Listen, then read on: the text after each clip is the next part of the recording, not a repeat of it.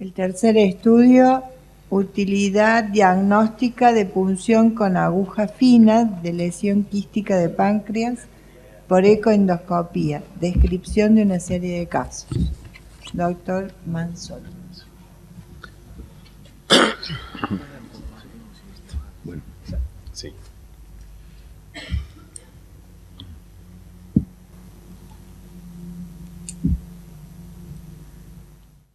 Bueno, buenos días a todos. Primero quería agradecer al comité organizador por la aceptación del trabajo.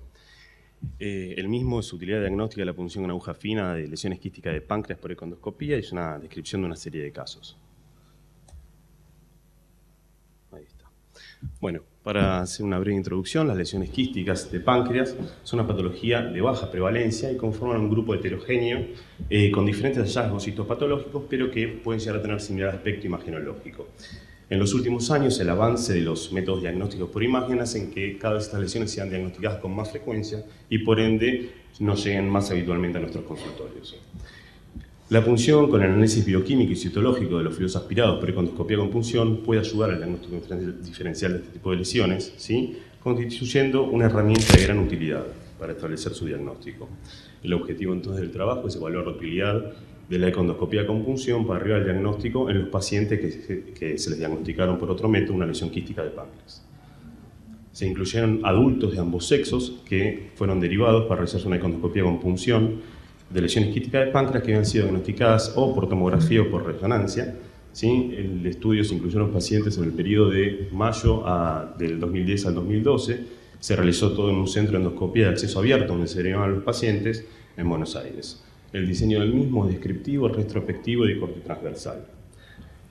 Todos los pacientes antes de realizarse el procedimiento fueron evaluados en consultorio, donde se evaluaron las imágenes y se veía si tenía indicación o contraindicaciones para las punciones y solamente se punzaron aquellas lesiones quísticas que tienen un diámetro mayor que 1 centímetro, ¿sí? Ya que el diámetro menor de 1 centímetro puede bajar el rédito diagnóstico. Todos los pacientes fueron sedados con propofol, administrado por un anestesiólogo. Todos los pacientes que se punzaron estas lesiones quísticas recibieron profilaxis antibiótica endovenosa en el momento de la punción y en vía oral 5 días posterior a la punción, y todos los pacientes realizaron el procedimiento en forma ambulatoria y ninguno quedó internado. Un anatomopatólogo estuvo siempre presente en la sala y las muestras de las punciones depende si se obtenía material. Siempre iba citológico y si era suficiente y alcanzaba el material, también se enviaba físico-químico, donde se solicitaba CEA, CA19 y amilasa, utilizando diferentes puntos de corte descritos en la literatura que nos orientaban hacia un diagnóstico o hacia otro. Entonces, en este periodo se hicieron 23 ecoendoscopias con punción de este tipo de lesiones. El hallazgo en general por el cual fue derivado el paciente y por el cual se hizo el estudio fue un hallazgo incidental en el 76% de los casos. La edad promedia fue 53 años, un rango de 26 a 81 años, y los varones tienen un grupo del 56% con respecto al otro. Con respecto a las características de la muestra, las lesiones se ubicaron predominantemente en cabeza y cuello, como ven en la torta en la imagen, ¿sí? Entre cabeza, cuerpo y cola prácticamente estaba un 85% de las lesiones. Se obtuvo diagnóstico de certeza en más del 90%, el 91,3% de los pacientes punzados, de las lesiones punzadas, ¿sí? Solamente en 2 casos las características ecográficas, fisicoquímicas y citológicas no fueron congruentes. Uno de los casos quedó diagnóstica entre un cistoadenoma seroso y un pseudoquiste, y el otro un cistoadenoma seroso y un cistoadenoma mucinoso. Entonces, de todos los diagnósticos establecidos, estos fueron lo que se reparten como fueron los diagnósticos que se obtuvieron. En un 39% de los casos se diagnosticó cistoadenoma seroso, 22% cistoadenoma mucinoso, pseudoquiste en el 17%, IPMN en 9% y el 2% que pertenece al indeterminado son los 2 casos que comenté previamente. Si bien no se obtuvo líquido para enviar a físico-químico en el 30% de las lesiones punzadas, en base a las características ecográficas y citológicas de lo que se pudo obtener, sí se pudo llegar a un diagnóstico, ¿sí? Prácticamente en un 60% de los casos fueron cistoadenomas serosos, 2 fueron IPMN y otro un cistoadenoma mucinoso. Acá hay una imagen, ¿sí?, gráfica donde se ve la lesión quística en contacto con el conducto de Wilson. Esto vendría a ser un IPMN, ¿sí? Un mucinoso papiloma intraductal, donde la señal de Doppler es negativa, como toda lesión quística. Acá está la aguja ingresando a la lesión, cómo se está evacuando, y luego de haber sido evacuada la lesión, como prácticamente se colapsa en su totalidad. Prácticamente no hubo complicaciones, ¿sí? Solamente un paciente presentó dolor pospunción que se dio después de la administración de analgésicos comunes. Complicaciones severas no se presentaron en ninguno de los casos. Entonces, concluyendo, la econdoscopía con punción demostró ser un método con baja mortalidad, nula mortalidad, ¿sí? Permite un diagnóstico de certeza en más del 90% de los casos. Es una herramienta muy útil para el diagnóstico de lesiones quísticas de páncreas y, según la evidencia disponible y los resultados obtenidos, debería formar parte del algoritmo diagnóstico de lesiones quísticas de páncreas.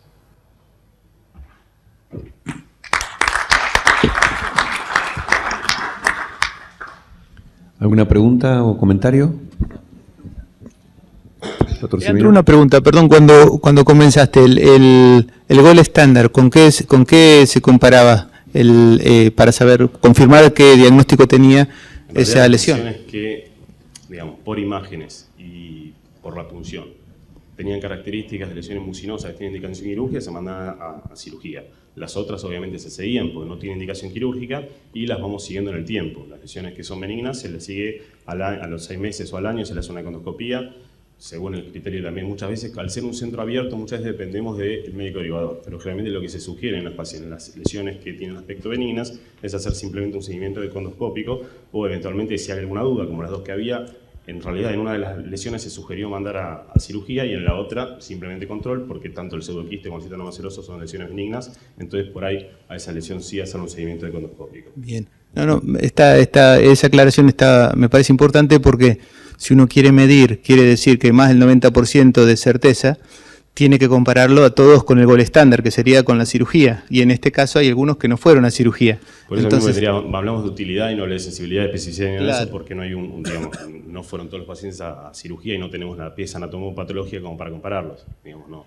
Pero bueno, por eso no se pueden establecer ni especificidad ni sensibilidad, pues no tenemos el total de los pacientes como para establecer los diagnósticos. Claro, o sea, yo iba a hacer la misma pregunta. O sea, la conclusión del trabajo es que permite un 91% de diagnóstico de certeza. No dice qué porcentaje de ese diagnóstico de certeza fueron correctos o no. Eso nos vamos a quedar con la duda y va a ser necesario la evaluación con el tiempo, que un poco nos va a ayudar en esto, ¿no es cierto? Entonces estos pacientes obviamente lo va controlando y la idea es hacer un segundo trabajo más adelante, de 5 años, para evaluar. Lo que sería interesante, y en general siempre conviene, que las limitaciones del trabajo estén incluidas en la misma presentación, bien, porque eso así no desluce la presentación. Sí, doctor. Leandro, no, era de los pacientes, tenían la misma pregunta, creo que me surgió al escucharlo, y lo que te quería preguntar es de los que sí se sometieron a cirugía, si ustedes tienen eso, aunque sea un grupo pequeño, quizás eso represente o te puede dar una punta para que vos decir que, no sé, de los 23 se operaron 7 y de esos 7, 4 concordaron con el diagnóstico econdoscópico y 3 no, o lo que sea. Sí, eso por ahí no está incluido en el trabajo, pero no todos, te diría un 80% de los pacientes que tenían indicación quirúrgica, o sea, fueron todos operados y sí, tenemos un seguimiento de prácticamente el 80% de esos pacientes que concordaron el diagnóstico postquirúrgico con el diagnóstico econdoscópico. Y si hubiera sido un tip que achica la pregunta, la primera, ¿no? Correcto.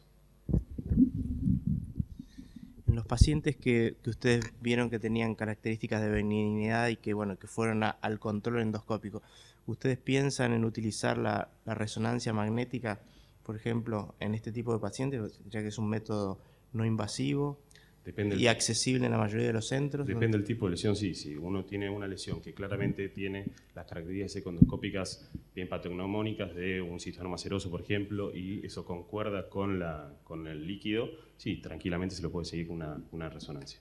Perfectamente. No hace falta hacer una econdoscopia de ese tipo de pacientes para continuar. No hay más preguntas. Gracias, doctor. Una más. Lean, ¿ustedes usaron 200 de corte para el CEA para mandar a operar al paciente? ¿Valor de corte? En realidad no usábamos solo el CEA, también usamos, junto con el CEA, también las características anatomatológicas. Usamos más el CEA que el CEA-19-9, viste que está visto que el CEA-19-9 no es tan efectivo como el CEA. No sirve. Pero sí usamos 200 de punto de corte del CEA. Pero no usamos como único criterio para establecer... No, digamos, normalmente es compartido, pero... Sí, exactamente. Si tiene amilasa alta y CEA de 200... o para el paciente, ¿no? Si tiene características... También puede ser normal y tiene Sí, por eso, no, amilasa normal y 200 de SEA, nadie lo duda. Pero cuando uno tiene un patrón mixto dentro del análisis, del subanálisis... También ayuda si tiene moco cuando lo punzás y también la característica citológica. Esa era la otra pregunta. Si ustedes contaban con patólogo en sala, como para... En sala y justamente eso lo mencioné. Dependía del patólogo, nos decía si era material suficiente, volvíamos a punzar. ¿Y siempre tiene el mismo patólogo? Siempre el mismo patólogo, sí. De Elizalde. Gracias, doctor.